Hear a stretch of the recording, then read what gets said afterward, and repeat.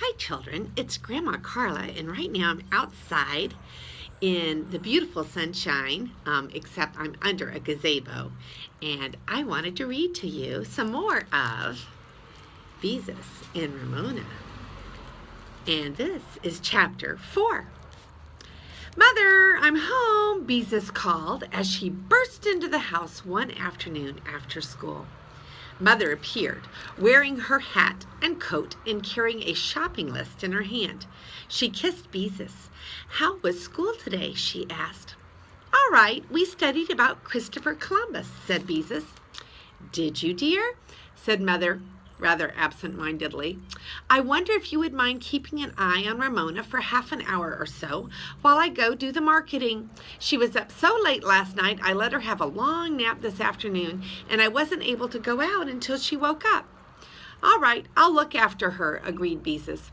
I told her she could have 2 marshmallows, the Mother said as she left the house. Ramona came out of the kitchen with a marshmallow in each hand. Her nose was covered with white powder. What's Christopher Columbus? She said. Christopher Columbus, Beezus corrected. Come here, Ramona. Let me wipe off your nose. No, said Ramona, backing away. I just powdered it. Closing her eyes, Ramona pounded one of the marshmallows against her nose. Powdered sugar flew all over her face. These are my powder puffs, she explained. Beezus started to tell Ramona not to be so silly. She'd get all sticky, but then she decided it would be useless. Ramona never minded being sticky. Instead, she said Christopher Columbus is the man who discovered America. He was trying to prove that the world is round. Is it? Ramona sounded puzzled. She beat the other marshmallow against her chin. Why, Ramona, don't you know that the world is round? Beezus asked. Ramona shook her head and powdered her forehead with the marshmallow. Well, the world is round just like an orange, Beezus told her. If you could start out and travel in a perfectly straight line, you would come right back where you started from. I would? Ramona looked as if she didn't understand this at all. She also looked as if she didn't much care because she went right on powdering her face with the marshmallows. Oh well, thought Beezus. There's no use trying to explain it to her. She went into the bedroom to change her school clothes into her play clothes. As usual, she found Ramona's doll, Bendex, lying on her bed, and with a feeling of annoyance, she tossed it across the room to Ramona's bed. When she had changed her clothes, she went into the kitchen, ate some graham crackers and peanut butter, and helped herself to 2 marshmallows. If Ramona could have 2, it was only fair that she would be able to also. After eating the marshmallows and licking the powdered sugar from her fingers, Beezus decided that reading about Big Steve would be the easiest way to keep Ramona from thinking up some mischief into which to get while Mother was away.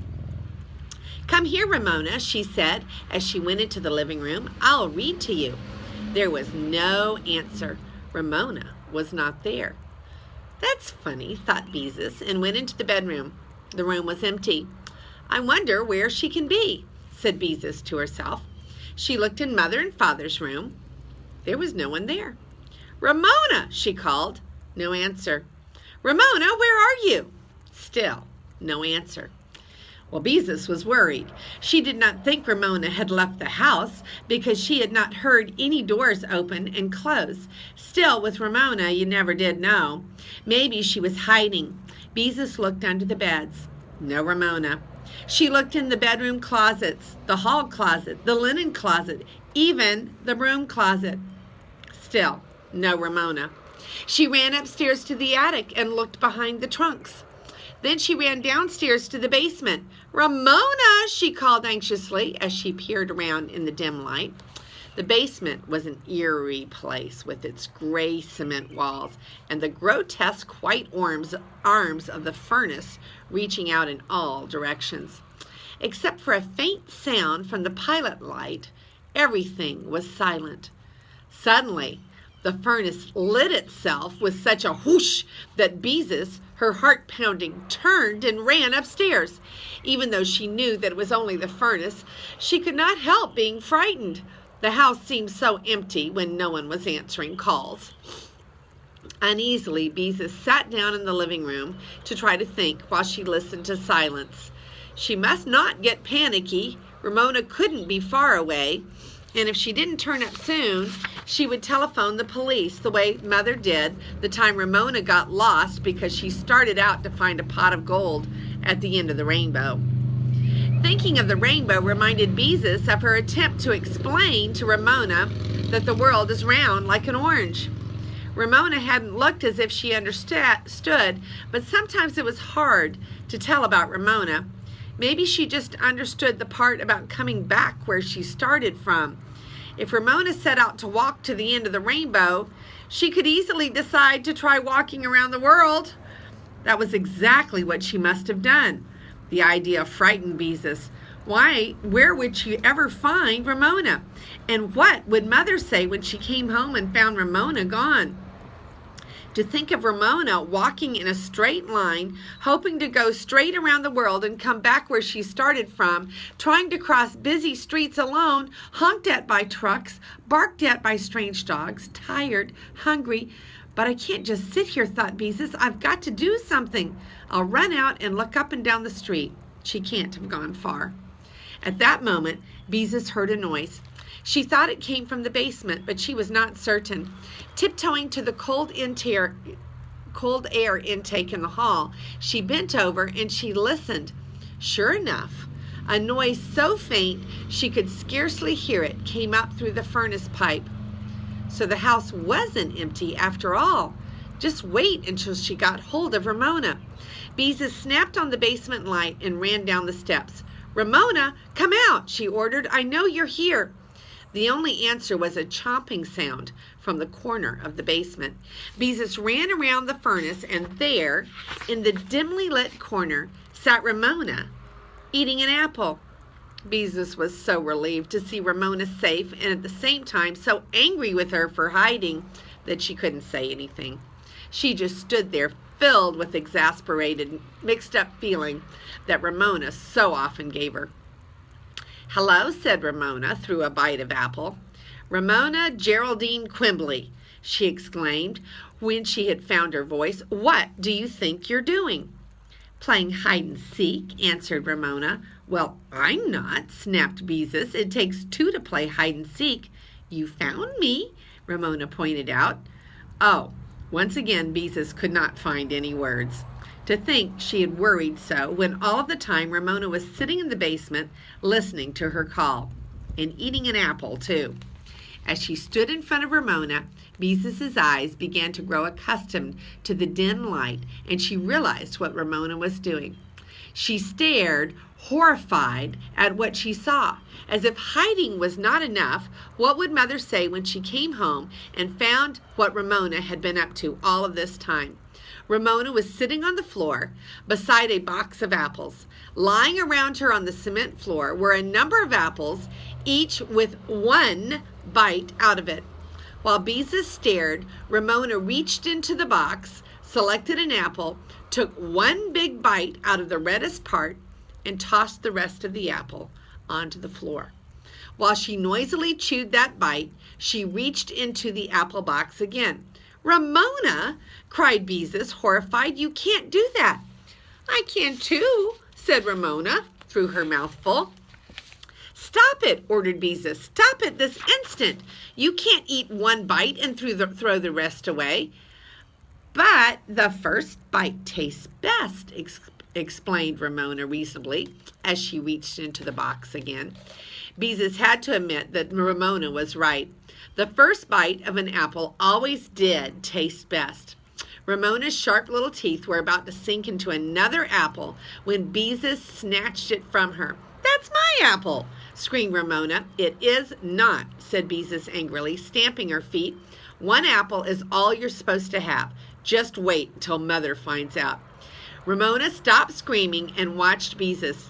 Then, seeing how angry Beezus was, she smiled and offered her an apple.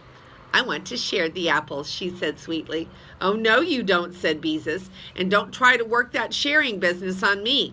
That was one of the difficult things about Ramona. When she had done something wrong, she often tried to get out of it by offering to share something. She heard a lot about sharing at nursery school. "Now what am I supposed to do?" Beezus wondered. "I promised Mother I'd keep an eye on Ramona, and look what she's gone and done.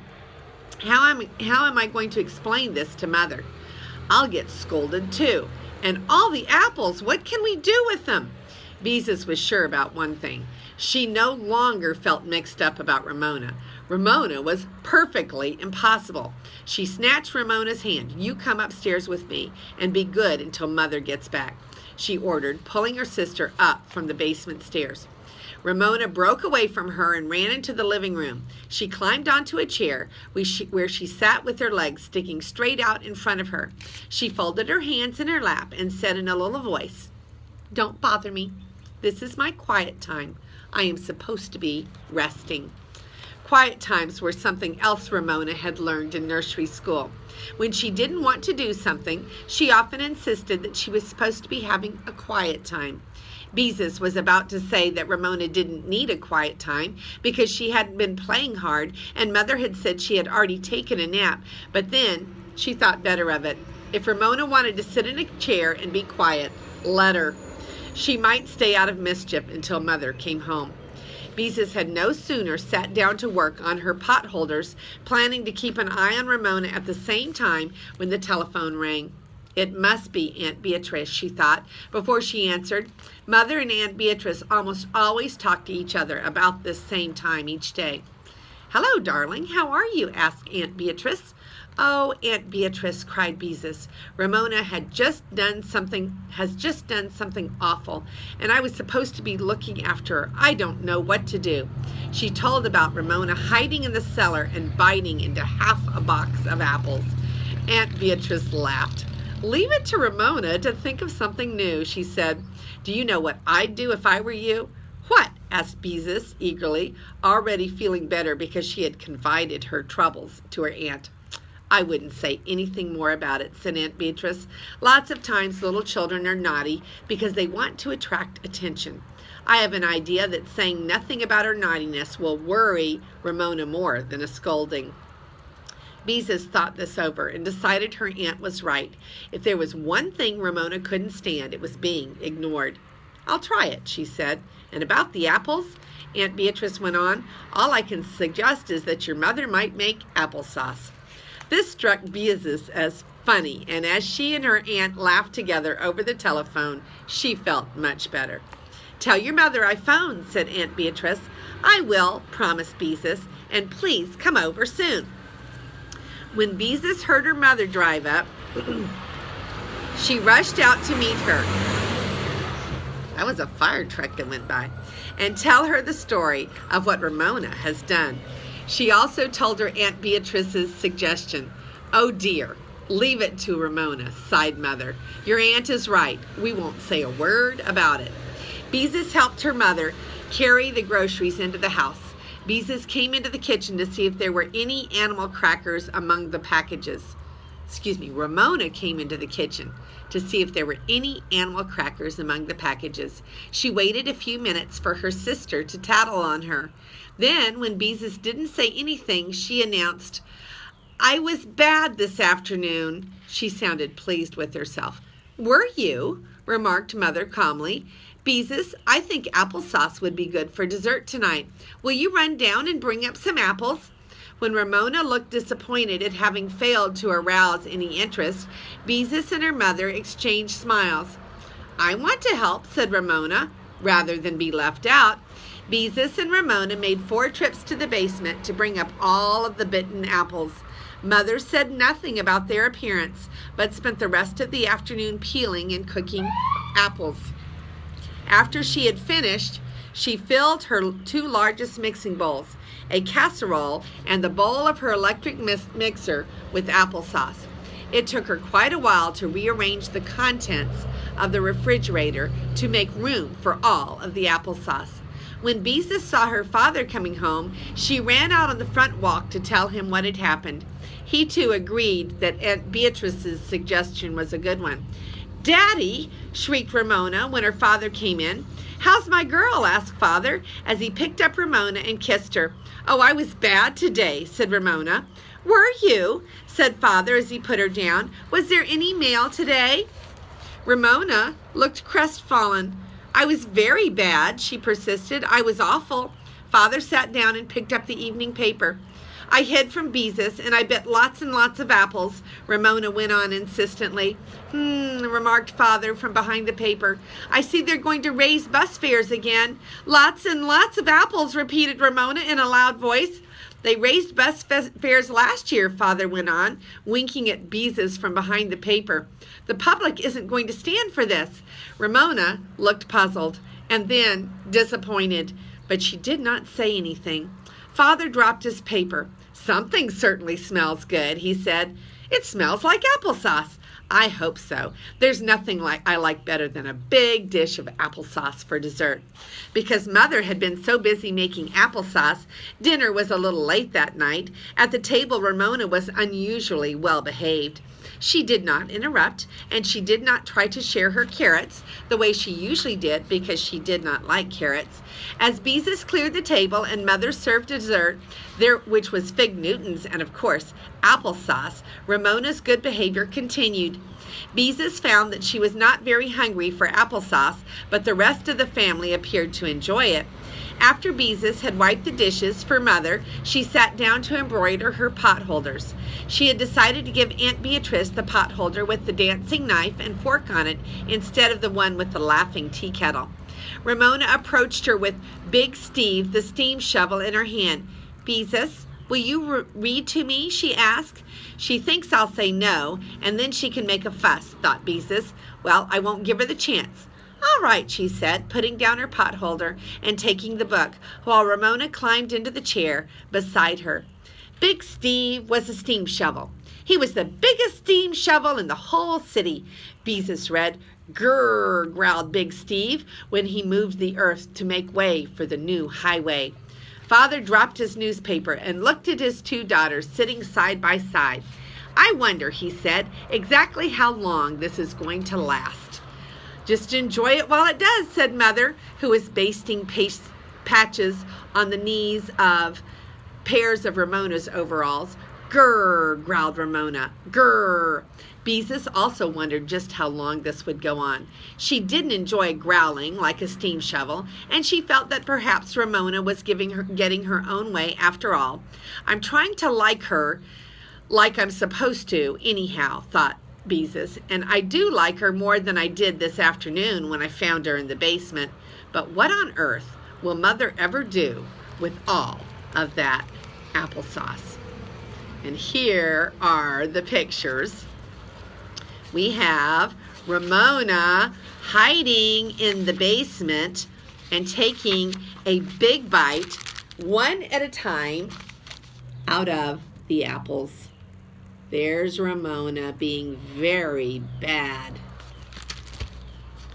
And here is Ramona deciding that she needs to have a quiet time with her legs stuck straight out. And here is Mother and Ramona and Beezus making lots and lots and lots of applesauce. And here is Beezus reading the storybook to Ramona. Because Ramona did not get any attention while she was bad, she decided to be good, at least for a little while. And this is Grandma Carla, and I love you.